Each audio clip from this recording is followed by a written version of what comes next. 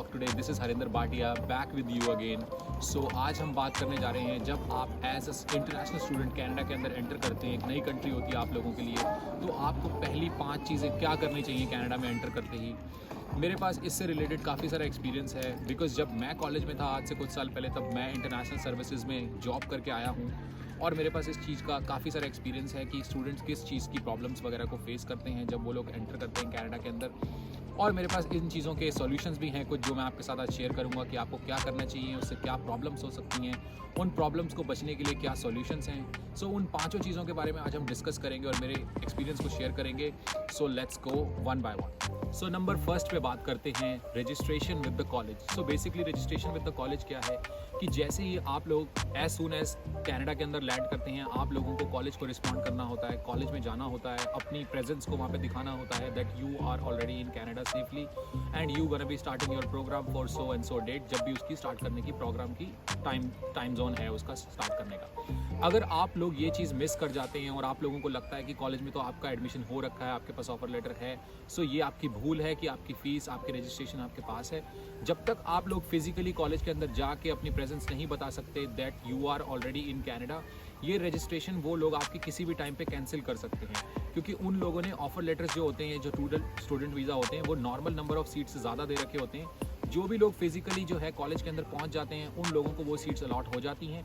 और कई बार मैंने बहुत सारे केसेस में ऐसे देखा है, जब मैं इंटरनेशनल स्टूडेंट में एज ए इंटरनेशनल स्टूडेंट जो था आया था और इंटरनेशनल सर्विसेज में काम कर रहा था, तब ऐसा कई सारे स्टूडेंट के साथ हुआ जो लोग लेट हो गए थे और वो लोग टाइम पे नहीं पहुंच पाए कॉलेज में, या उनको उस चीज़ की इन्फॉर्मेशन नहीं थी और उन लोगों ने अपना एडमिशन लूज़ कर दिया, वहाँ पर जो अपनी सीट थी उनकी लूज़ हो गई।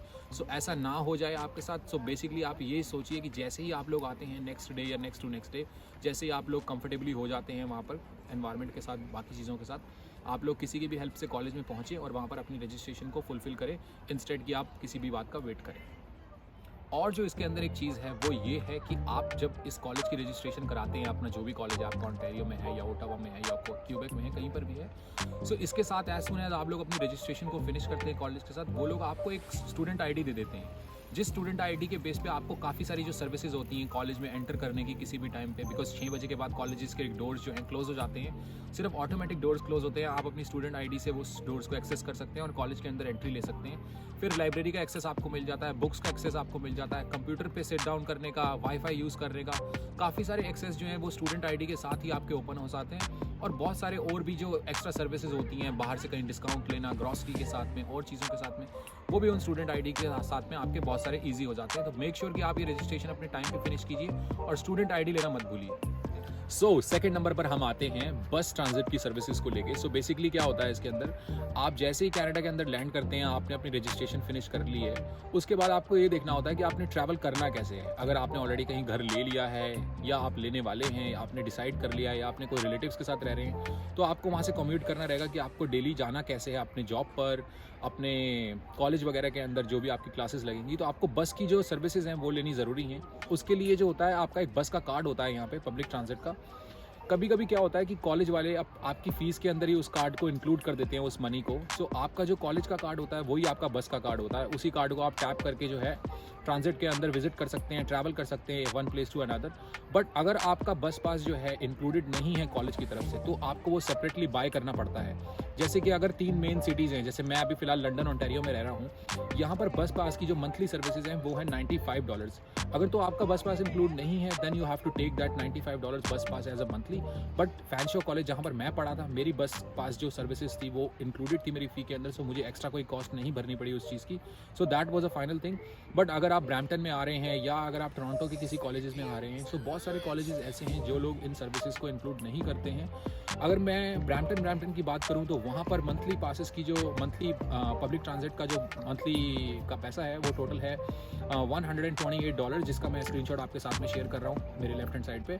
और उसके बाद अगर मैं बात करूँ एक मेजर सिटी टोरंटो की, वहाँ पर भी काफ़ी सारे कॉलेजेस और यूनिवर्सिटी हैं। अगर आप वहाँ पर जा रहे हैं और वहाँ की पब्लिक ट्रांजिट को यूज़ करते हैं, उसका TTC नाम है उस बसेस सर्विसेज का, और उसका जो मंथली फ़ी है वो है $156। सो ये सब आपको एक्सपेंस आएगा इस चीज़ का। सो ये भी आप अपने दिमाग में इंक्लूड लेके चलिए कि आपको बस की फ़ी भी आपको इंक्लूड कहीं ना कहीं आपके पॉकेट से जाने वाली है। सो इस बात के लिए भी आप अपना रेडी रहिए। सो थर्ड नंबर पर आता है सिन नंबर। सो सिन नंबर बेसिकली क्या होता है, ये आपका एक सोशल इंश्योरेंस नंबर है। सोशल इंश्योरेंस नंबर जो होता है वो आपके जॉब पर्पसेस के लिए होता है। इसके अंदर आपका सारा का सारा एम्प्लॉयमेंट का रिकॉर्ड रहता है। जब आप लोग कनाडा में एंटर करते हैं इमिग्रेशन से, एयरपोर्ट से, समटाइम्स वो लोग आपको सिन नंबर वहीं पे इशू कर देते हैं। जब वो लोग आपको आपका स्टूडेंट परमिट इशू करते हैं तब वो लोग आपको दे देते हैं। बट मोस्ट केसेस के अंदर because airports are so busy nowadays, they are not issuing the SIN numbers at the airport. So हो सकता है कि वो लोग आपको एयरपोर्ट पे ना इशू करें और आपको जो है, सो अगर आप सिटीज़ लाइक टोरंटो, ब्रैम्पटन या लंदन वगैरह कहीं पर भी आ रहे हैं, सो वहाँ पर जो है हर सिटीज़ के अंदर अपना अपना सर्विस कैनेडा रहता है। वहाँ पर आप लोग जाकर अपना सिन नंबर ले सकते हैं। सिर्फ आपको अपनी स्टूडेंट आईडी जो है लेके जानी होती है, जो भी आपकी अपनी आईडीज़ रहती हैं, जो आपका पासपोर्ट हो गया, जो आपका स्टडी परमिट हो गया, ये लोग आप अपना वहाँ पर लेके जाइए। वो लोग आपको स्टूडेंट पर सिन नंबर आपका इशू कर देंगे। बट मेक श्योर कीजिए, आजकल जो है ये सारी की सारी सर्विसेज बहुत ज़्यादा बिजी रहती हैं, क्योंकि एक एक इंटेक के अंदर लाखों बच्चे आ रहे हैं। और ये सर्विसेज के बिजी होने की वजह से अगर आप वॉक इन कर रहे हैं वहाँ पर, तो हो सकता है आप 3-3, 4-4 घंटे लाइन में लगे रहें। सो इसलिए बेटर है कि आप अपनी अपॉइंटमेंट करा के जाएँ वहाँ पर। आप अपनी अपॉइंटमेंट एडवांस में लेंगे तो आपकी जो टर्न है वो टाइम पे आएगी।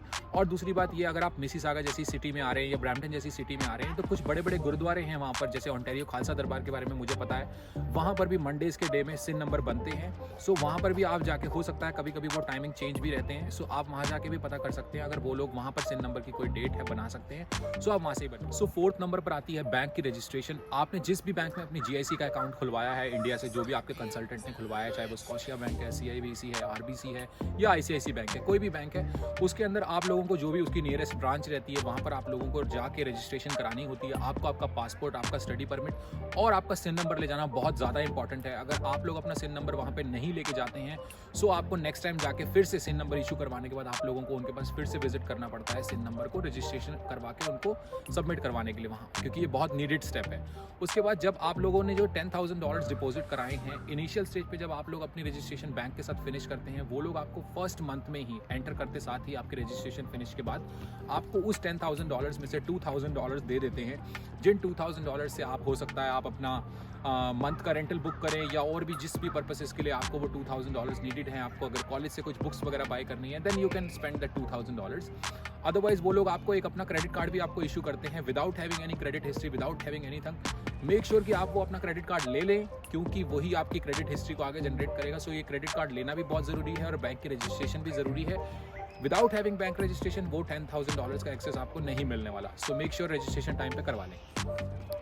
सो अब हम आ गए हैं अपने 5वें और आखिरी स्टेप के पास। लेकिन before I go with that step, मैं आपको दिखाता हूँ कि मैं जहाँ पे ये वीडियो शूट कर रहा हूँ, बड़ा ही ब्यूटीफुल, बड़ा ही अमेजिंग वेदर और बहुत ही ब्यूटीफुल व्यू है। देखिए मेरे राइट लेफ्ट हैंड साइड को कितना ब्यूटीफुल लग रहा है। It's amazing.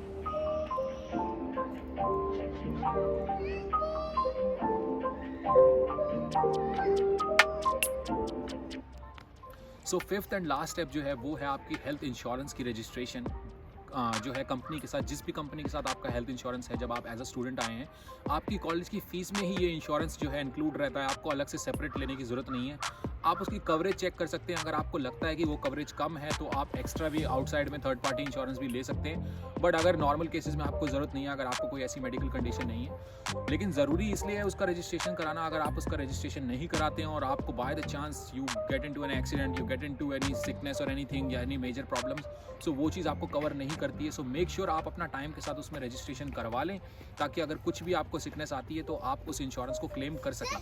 कॉलेजेस वगैरह में भी एक डॉक्टर्स की जो है एक अवेलेबल होती है डिस्पेंसरी काइंड ऑफ, जो कि स्मॉल प्रॉब्लम्स के लिए हैंडल करते हैं या आपको रेफ़र करते हैं, आपको गाइडेंस देते हैं कि आपको कहाँ जाना चाहिए उस प्रॉब्लम्स के रिलेटेड। सो आप वहाँ पर भी कांटेक्ट कर सकते हैं उस रजिस्ट्रेशन के लिए, वो भी आपकी हेल्प करते हैं। ये इंश्योरेंस की जो कवरेज है बेसिकली स्टार्ट होती है the day when your classes starts और एंड होती है the day when your classes and from the college. Before the classes starts and after the classes ends, this insurance coverage doesn't comes with that. So basically अगर आपको उस time में कुछ होता है तो आप अपने ओन उस चीज़ के जिम्मेदार हैं। और हेल्थ केयर जो है बहुत ज़्यादा एक एक्सपेंसिव प्रॉब्लम है यहाँ पर जो है सिस्टम कनाडा के अंदर। सो मेक श्योर रजिस्ट्रेशन करा लें, अदरवाइज सिकनेस जो है बहुत ज़्यादा पैसे कॉस्ट कर सकती है आप। सो आई होप जो मैंने ये 5 जो स्टेप्स आपके साथ शेयर किए हैं ये इन्फॉर्मेटिव होंगे आपके लिए, आपकी हेल्प करेंगे ये आने वाले टाइम में। अगर आप एज अ स्टूडेंट यहाँ पर आ रहे हैं या अगर ऑलरेडी आपने रजिस्ट्रेशन वगैरह करवा ली हैं या अगर आपने नहीं करवाई हैं तो वो लोग भी जाके आप करवा सकते हैं रजिस्ट्रेशन को। सो अगर आपको ये वीडियो इन्फॉर्मेटिव लगी है और लगता है कि आपको ये कहीं ना कहीं हेल्पफुल दे रही है ये चीज़, so so please like the video, share the videos with your friends, family और जो भी लोग आने वाले हैं उनके साथ भी, और please subscribe to the channel. Thank you so much and I hope you have a great day. Peace out.